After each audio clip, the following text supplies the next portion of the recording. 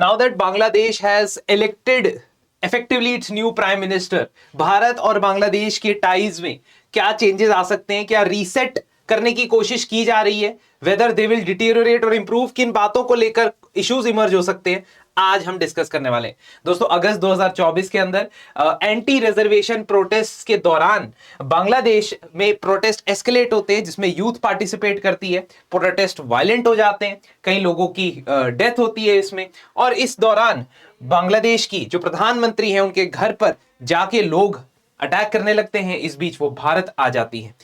नवंबर 2025 में बांग्लादेश का international courts का tribunal, criminal tribunal, Sheikh Hasina को मौत की सजा सुनाता है और कहता है कि भारत उसे वहां पे पनाह ना दे, वापस भेज दे, जिस दौरान भारत और बांग्लादेश के रिलेशंस बहुत खराब होते हैं। Mean time, caretaker government led by professor Yunus tries to win the hearts of the people, support of the people, but while doing that it takes a stance which is against India, anti India stance लेने लगता है, भारत को interference और meddling से रोकने की कोशिश करता है। और आपने देखा कि किस तरीके से आईपीएल के अंदर भी बांग्लादेश प्लेयर्स के ऊपर जो है रिस्ट्रिक्शन लगने लगती है, T20 वर्ल्ड कप खेलने नहीं जाएंगे, all that things. One very important issue that emerges from India side which is a legitimate issue, कि बांग्लादेश की जो के अंदर जो हिंदू माइनॉरिटीज हैं उनके साथ किस तरीके से वायलेंस होती है। आप देखते हो कि बहुत सारे ऐसे केसेस देखने को मिलते हैं मल्टीपल दिनों में, जिसमें हिंदूज के अगेंस्ट वायलेंस देखने को मिलती है बांग्लादेश के अंदर, and that is what is the background of this entire story. Now this story is seeing a new chapter, क्योंकि 12 फरवरी को बांग्लादेश में इलेक्शंस भी होते हैं और एक रेफरेंडम भी होता है। दोनों क्या है ये मैं बताऊंगा, what is the significance of the referendum, I will tell you. But Sheikh Hasina, उनकी party Awami League, is the same party जो बांग्लादेश के फाउंडिंग प्रेसिडेंट मुजीबुर रहमान की पार्टी। तो बांग्लादेश में पॉलिटिक्स बहुत ही ट्यूमल्टस रही है, बहुत ही टॉपसी टर्वी रही है, इधर उधर होती रहती। फॉर एग्जाम्पल 1971 के अंदर जब बांग्लादेश बनता है, ईस्ट पाकिस्तान अपने आप को बांग्लादेश बनाता है, तो उसके कुछ ही 4 सालों के बाद ही मुजीबुर रहमान जो फाउंडिंग प्रेसिडेंट थे उनको असैसिनेट कर दिया जाता है। 1978 के अंदर जियाउर रहमान जो बांग्लादेश नेशनलिस्ट पार्टी बीएनपी नाम की एक पार्टी बनाते हैं, मिलिट्री में रह चुके थे, बांग्लादेश की मिलिट्री में सर्व कर चुके थे, ही वाज द वन जिन्होंने डिक्लेरेशन दिया था आर्मी की तरफ से कि बांग्लादेश को हमने लिबरेट कर दिया है। ये नई पार्टी बनाते हैं। He was also part of that assassination plan basically. So इससे दो गुट इमर्ज होते हैं, एक अवामी लीग जो मुजीबुर रहमान फाउंडर के ग्रुप है, पॉलिटिकल पार्टी है, एक बीएनपी बांग्लादेश नेशनलिस्ट पार्टी जो जिया रहमान और उनके आगे की जनरेशंस का ग्रुप है। जिया रहमान का खुद का असैसिनेशन हो जाता है 1981 में। उनकी वाइफ खालिदा जिया फिर बांग्लादेश की सरगना बनती है, प्राइम मिनिस्टर बनती है। 35 साल 35 ईयर्स तक बांग्लादेश में फीमेल प्राइम मिनिस्टर्स रहती हैं सक्सेसिवली। पहले खालिदा जिया, फिर शेख मुजीबुर रहमान की एक daughter Sheikh Hasina, and then Khaleda Zia again, and then Sheikh Hasina again. तो ऐसा चलता रहता है 35 साल तक। अब इन्हीं खालिदा जिया के और जियाउर रहमान के सुपुत्र तारिक रहमान जो अवामी लीग की प्रीवियस गवर्नमेंट के दौरान पुलिस के द्वारा अरेस्ट होते हैं और खुद लंदन चले जाते हैं, वहां 17 साल के लिए रहते हैं, वो प्राइम मिनिस्टर बनने वाले हैं। ये इलेक्शंस के अंदर 209 सीटें इनकी बीएनपी बांग्लादेश नेशनलिस्ट पार्टी को मिली है आउट ऑफ 299, एंड इसमें से एक जो आउटकम निकल के आता है वो ये कि Awami League is not contesting the election. So या तो बांग्लादेश नेशनलिस्ट पार्टी एक प्लेयर थी या दूसरे प्लेयर थी Jamaat Islami. Jamaat Islami was banned during the time of Sheikh Hasina, but वो बैन रिवोक किया गया। स्टूडेंट लीडर्स के साथ इन्होंने कोलिशन किया, पार्टी बनाई, लेकिन उस पार्टी को मेजॉरिटी सीटें नहीं मिल पाई और ना ही इतनी सीटें मिल पाई कि वो सरकार बनाने में पार्टनर बन सके। 70 के आसपास सीटें मिली हैं इनको। 70 is a substantial number, but it is not enough to play a big role in forming the government. तो अब ये जो इलेक्शन है इससे बहुत सारे आउटकम्स निकल के आते हैं, भारत के लिए भी और बांग्लादेश के लिए भी। इंडिया की तरफ से पिछले कुछ महीनों से देखा जा रहा है कि टाइज को रीसेट करने की कोशिश की जा रही है। इसका पहला आपको एविडेंस मिलता है 2025 के दिसंबर के महीने में, जब खालिदा जिया का, अभी जो प्रधानमंत्री बनने वाले हैं, उनकी माताजी जब निधन होता है उनका, शी डाइज, तो हम external affairs minister S Jaishankar को भेजते हैं उनके फ्यूनरल पे दिसंबर। फिर उसके बाद इलेक्शन के ऑफिशियल रिजल्ट्स आने से पहले, ऑफिशियल रिजल्ट्स नहीं आए थे, काउंटिंग चल रही थी, ट्रेंड्स दिख रहे थे, तभी प्रधानमंत्री जो है अपने कांग्रेचुलेटरी ट्वीट करते। उसके बाद कुछ घंटों बाद वो तारिक रहमान से बात भी करते हैं कॉल पे। So he becomes the first global leader to call on Tarique Rahman. ये पर्टिकुलर चुनाव का जो आउटकम है पाकिस्तान के लिए थोड़ा सा काउंटर प्रोडक्टिव है, क्योंकि पाकिस्तान जमात को बैक करती है। जमात इस्लामी एक ऐसा ग्रुप है जिसने बांग्लादेश के लिबरेशन स्ट्रगल के दौरान भी लिबरेशन के अगेंस्ट कैंपेन किया था, पाकिस्तान से लिबरेट नहीं होना चाहता था। तो जितना पावर जमात रखेगा बांग्लादेश में, उतना पाकिस्तान के लिए फेवरेबल कंडीशन रहेगी, क्योंकि वो काफी ज्यादा प्रो पाकिस्तान ग्रुप है। अगर आप इस इलेक्शंस को ऑब्जेक्टिव नजरिए से देखें तो दो चीजें सामने आती हैं। इस इलेक्शंस के अंदर बांग्लादेश की जो असेंबली है, नेशनल असेंबली, उसके लोगों को, मेंबर्स ऑफ पार्लियामेंट को तो चुना ही जा रहा था, असेंबली को चुना ही जा रहा था, लेकिन साथ ही साथ वोटिंग हो रही थी एक और एस्पेक्ट पे, जिसका नाम है जुलाई चार्टर। जुलाई चार्टर पिछले साल एक 15 पार्टीज के ग्रुप ने साइन किया गया एक एग्रीमेंट है। इस चार्टर के अंदर जो चीजें लिखी है उसके ऊपर रेफरेंडम करवाया गया, यानी पब्लिक की वोटिंग करवाई गई, जिसमें यस या नो की वोटिंग हुई। इस चार्टर में बहुत सारे रिफॉर्म्स लिखे हैं जो बांग्लादेश की पॉलिटिक्स में होने चाहिए। अगर हाफ आप फेवर करते हो यस लिखो, अगर आप नो फेवर करते हो नो लिखो, ऐसा बांग्लादेश के वोटर से बोला गया। लगभग 70% ने यस वोट किया है। इस चार्टर में 50 से ज्यादा डिमांड्स है, लेकिन 4 मेजर कैटेगरीज में वो डिवाइडेड है। अब ये रिफॉर्म्स जो कैरी आउट किए जाएंगे, इसके लिए 180 दिनों का टाइम होगा, 180 डेज का टाइम होगा, और इसमें जो नई असेंबली बनेगी, अभी जो इलेक्शन होकर असेंबली बनी है, वही कॉन्स्टिट्यूशनल रिफॉर्म कमीशन की तरह काम करके संविधान में बांग्लादेश के बदलाव लाएंगी। इसमें कुछ रिफॉर्म, जैसे कि प्राइम मिनिस्टर को 2 टर्म से ज्यादा नहीं मिलने चाहिए, तो 2 टर्म लिमिट लगनी चाहिए। प्राइम मिनिस्टर अपनी पार्टी का हेड और प्राइम मिनिस्टर दोनों नहीं हो सकते हैं। प्राइम मिनिस्टर इमरजेंसी पावर्स नहीं ले सकती, उसे रिटन कंसेंट ऑफ कैबिनेट चाहिए, something that was missing, a safeguard. तो कंपैरिजन ऑफ कॉन्स्टिट्यूशंस करोगे तो भारत में भी इमरजेंसी प्रोविजंस है, बट प्रेसिडेंट डिक्लेयर करते हैं on written advice of cabinet. यहां पे भी कुछ ऐसी चीज यहां लिखने की कोशिश की जा रही है। Apart from this, they also said कि बाई कैमरलिज्म एस्टैब्लिश हो जाए बांग्लादेश में, 2 हाउसेस बन जाए, जैसे भारत में राज्यसभा या लोकसभा है। बांग्लादेश के संविधान के अंदर जो एंटी डिफेक्शन लॉ है, उसके अंदर बदलाव लाने की बात की जा रही है।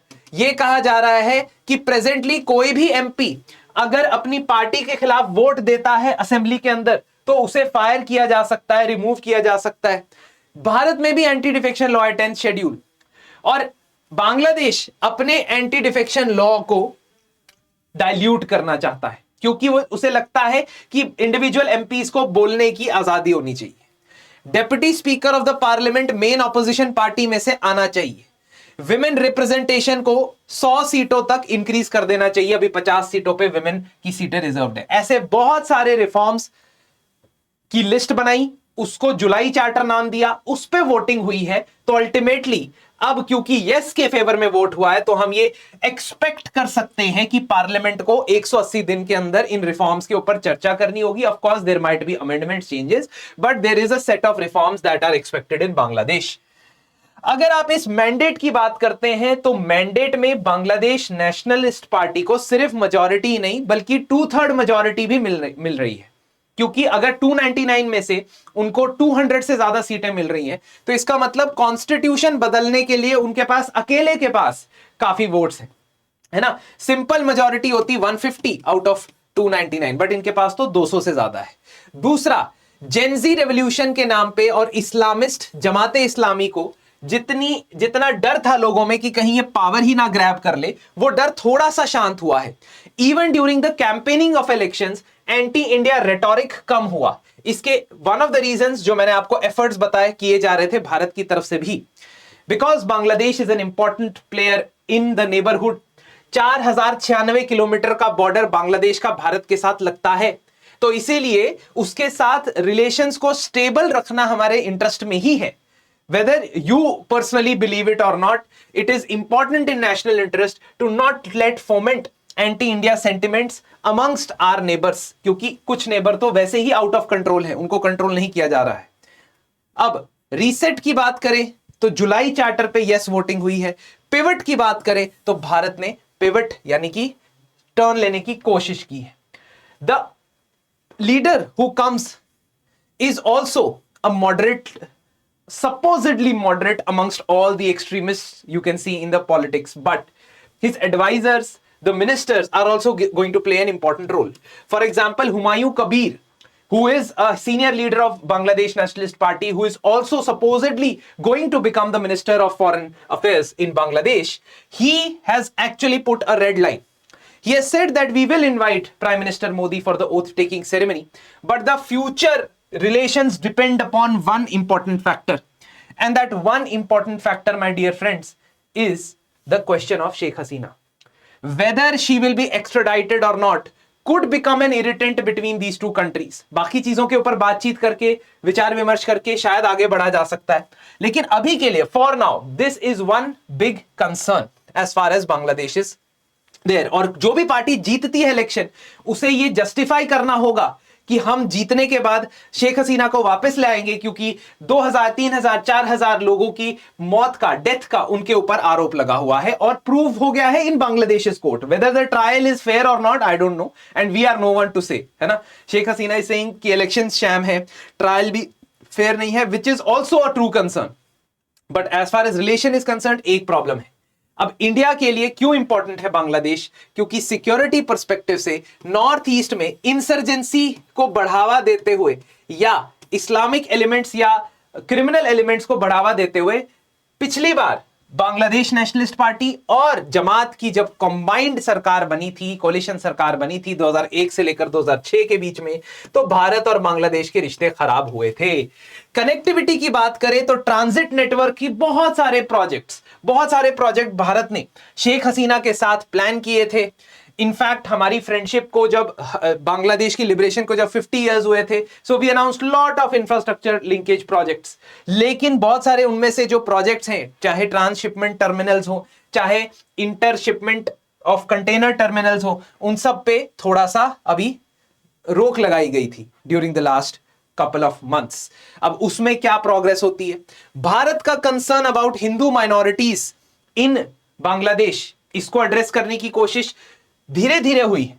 मतलब in the election manifestos it has been manifestly told कि हम बांग्लादेश के अंदर सभी कम्युनिटीज को रिस्पेक्टफुली, पीसफुली साथ रहना चाहिए। As far as overt is concerned, वो चीज सुनी गई है। एंड भारत के अंदर जो इमिग्रेशन है बांग्लादेश की तरफ से, उसको लेकर भी हम अब चर्चा कर सकते हैं। As far as Bangladesh is concern, मैंने आपको बताया 2 टॉकिंग पॉइंट्स हो सकते हैं जो इरिटेंट बन सकते हैं। एक है बांग्लादेश के प्रीवियस प्राइम मिनिस्टर को एक्स्ट्राडाइट करना, दूसरा कुछ एग्रीमेंट्स या ट्रीटीज जिसके बारे में तारिक रहमान ने कहा है कि वो बांग्लादेश के फेवर में ज्यादा देखने को मिली है। फॉर एग्जाम्पल जो गंगा वाटर शेयरिंग ट्रीटी है, उसके 30 साल पूरे हो जाएंगे 2026 में, 1996 में साइन हुई थी, तो उसकी जो रीनेगोशिएशन होगी उसको भी हमें ध्यान से समझना पड़ेगा, देखना पड़ेगा कैसा ये समझने वाला इशू बन सकता है in the future. One more thing which is equally essential is how Pakistan and China are quoted, treated by this new government, because then it becomes a bigger challenge for us to maintain our sanity in the neighborhood. मैं अब कई बार कहता हूं कि भारत की जो geopolitical situation है, that's in a quagmire. Quagmire एक ऐसा रास्ता है जो पुख्ता नहीं है, जिसमें बहुत सारे गड्ढे हो सकते हैं, जो सॉफ्ट है ना, और उस पर चलने में बहुत ध्यान से चलना पड़ता है। तो ये आगे भी हमें देखने को मिल सकता है। खैर, अगर आप करंट अफेयर्स की कवरेज करना चाहते हैं in a prelims oriented only manner with only and only filtered current affairs, बहुत ज्यादा भीड़ ऑफ करंट अफेयर्स की जगह सिर्फ डेडिकेटेड प्रीलिम्स के अंदर जो चीजें पूछे जाने के सबसे ज्यादा चांसेस हैं उसको अगर आप पढ़ते हो, और with the help of last minute revision sheets पढ़ना चाहते हो, with the help of 4 to 5 live lectures खत्म करना चाहते हो सारे 1.5 साल के करंट अफेयर्स को, तो हमारे एपिक कोर्स के अंदर आप एनरोल कर सकते हो। अपार्ट फ्रॉम दैट हमारा पर्सनल मेंटरशिप प्रोग्राम साथ जुड़ो program is also available and you can check that in the website. अगले 100 दिनों तक या 3 महीने के अंदर हम यूपीएससी प्रीलिम्स को किस तरीके से एग्जाम ओरिएंटेड तरीके से एक स्ट्रक्चर्ड तरीके से रिवाइज करते हैं, उसके लिए साथ जुड़ो program is also there. Thank you and see you in the next session.